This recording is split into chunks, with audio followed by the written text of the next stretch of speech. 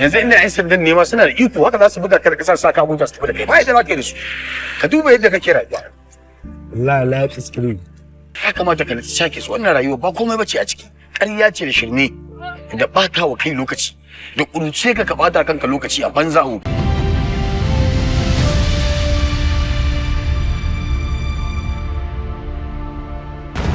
an jefe ni to yanzu ka yadda da cewa ifcom shine sirrin karfin babur ɗinka? Lalle babu shakka. Ifcon shine na ɗaya. Daga yanzu ko babur 1000 zan yi, Ifcon zan sa masa. Sannan zan tabbatar an bushe min filta don gudun matsala. Rike wannan.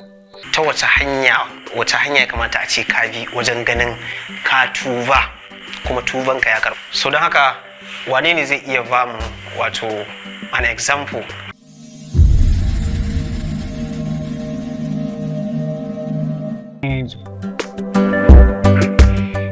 Maganar da na faɗa miki a waya, na ce miki gobe zan je Abuja. Insha Allah gobe za mu tafi da wuri. Za mu je mu maganan karin girman mu. Insha Allah gobe. To shikenan. Ubangiji Allah ya kai ki lafiya, ya dawo da ke lafiya. Amin ya Allah. Idan kin dawo za mu ci gaba da maganar auren. Ki dai magana auren nan ba za ta fita a bakin ki ba ko? Allah ya shirya ki.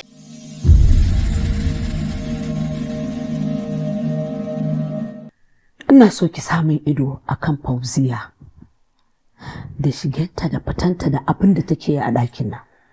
kina kai ni shi ma Wallahi ina ga maka tana mugun san Marwan shi ko kwata baya san ka.